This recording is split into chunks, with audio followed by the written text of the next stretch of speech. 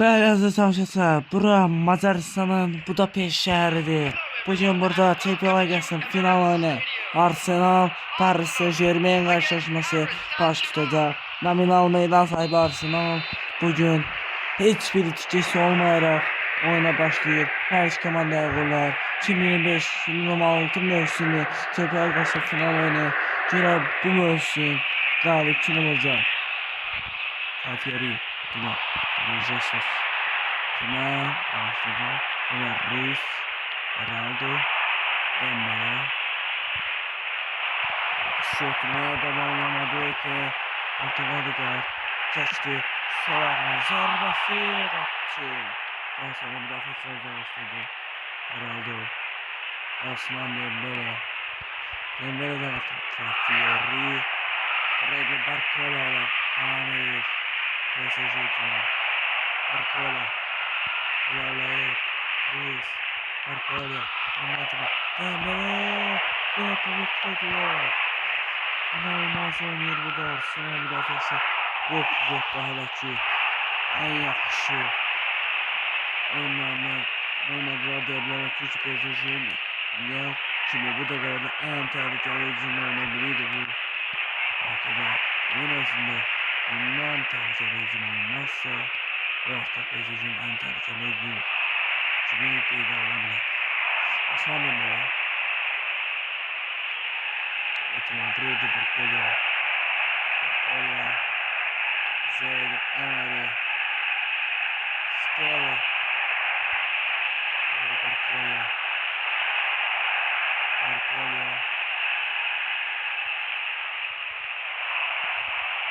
Ödegaard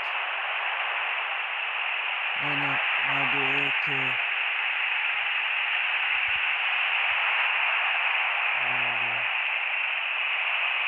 Rede Barcola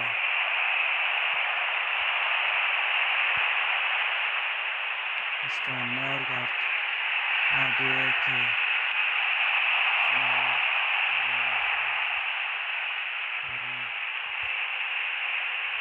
Vitinha, Ömer Reis, Osman Dembele, onlarla çevirse baksana Martinelli, yine uzaklaştırıyor. Burada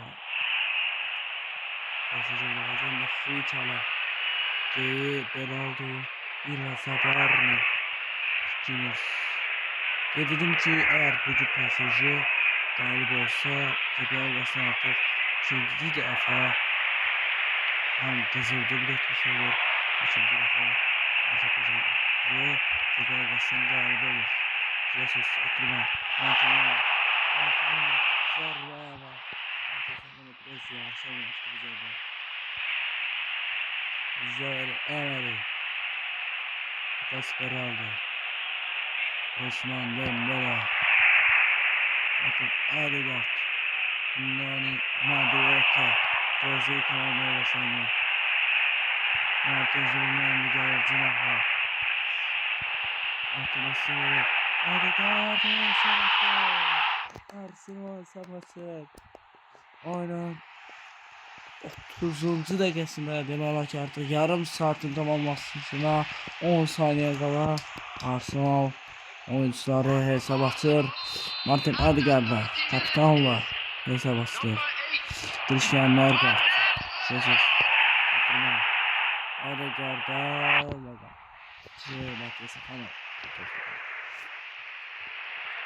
Safana'dan oturuyor. Gabriel Martinelli, Ricardo Kafiyeri, Skelly oturmaya indi. Pasajla Mosquera, Madueke, Martinelli, Jesus, ondan oturmaya Martinelli çok güzel paslaşma. İkinci gol belki de diyebilirdim ki paslaşma çaktığından birinci golla biraz sorduğumuz ikinci golda da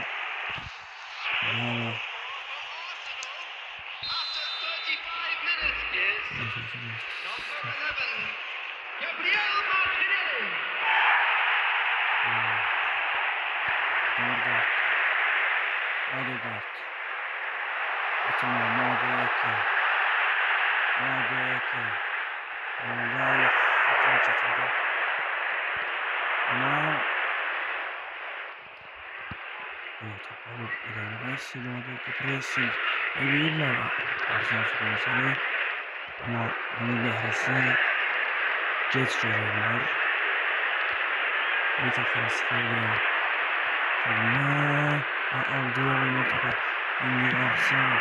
Üçüncü gol içindedir. Aklıma bir esamını sırakladı. Topu zaten elbette ki imkansız yolcular. Offset'te başlıyor. Neydi Barkolya. Nergard. Adegaard. Madueke. Martin Adegaard. Lucas Arnaldo. Neydi Barkolya.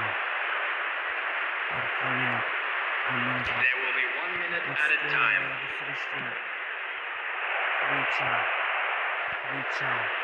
Keşke bir regular. Moskera burada blokluyor. Filiç'in ikinci zarbesine. Artık birinci saat bir dakika atıldı. Bu hücumla da artık PSG'nin hücumu ilk hissede geçinleşmiş olur. Hamlecimize Vitinha yaptılar. Buraya da Barcola ve burada da uzaklaştırdılar. Artık beraber ilk hissede İkincisi başladı. Yeniden her komanda yollar. Osman Dembele. Pasajı ikincisi de hesabı en azından beraberleştirmeler için artık oyunu arabada gol yapabilsin. Ama böyle oyunla, böyle müdafaa olmakla PSG'nin aklına gideceği hakikaten değil. Belki de yönetimi Marquinhos uzaklaştırır. Yoksa yönetimi ne düşünüyordum ben? Ruiz, Dembele, Osman Dembele, Pierre'in kafaya oturma anlaşılır ve Dembele topu Calafiori İtalya futbolcu ilerliyor. Calafiori Martinelli'de oturma Adegaard'a çatabilmedi bu topa. Neredeyse bana baktığından Zarbar'ı topuna dahil ediyor. Biraz Zabarni. Vitinha. Arsenal eğer bugün PSG'de mağlup ederse ikisi de buna benzer bir söz dedim. Sözümü devamını getireyim. Arsenal'ın bir hücum bitsin. Sözümü devamını getireceğim. Erin Kafiye. Calafiori oturma. Ümar Zabarni. Evet, Arsenal eğer bugün galip ederse artık Tebergas'ın 3 galibiydi. Üzülsünün Tebergas'ı 3 defa kazanacaklar. Artık biliyorsunuz ki onlar İngiltere şampiyon oldular 22 yıldan sonra. Madueke ilerler. Madueke. Yapabilmedi. Oturma. Sessiz. 0. Yine nazardan kaçırdılar Gabriel Jesus'u. Ve o da mesela hiç şeydi.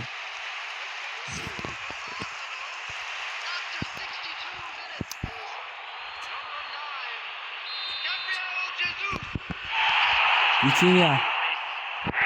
Mesela artık 3-0'dı. PSG'nin terdi. Açması lazım bana. Aradaki farkı aldırmalı ama hayal ki bu imkansız görünüyor bu arada. Arsenal 4. gerçekten Jesus satına verdi. Satına biraz geç verdi burada. Matias Akano da reaksiyon verdi bu topa. Eğer vermeseydi hatırla. Evet, sarı çatsaydı neredeyse.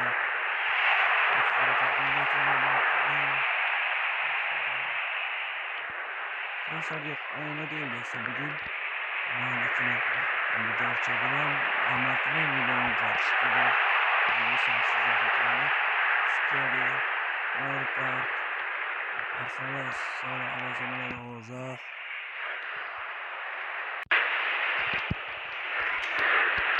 Osman Dembele, Dembele, uzaklaştırdı. Skeri, Ronaldo. Yes, Kelly. Morgan.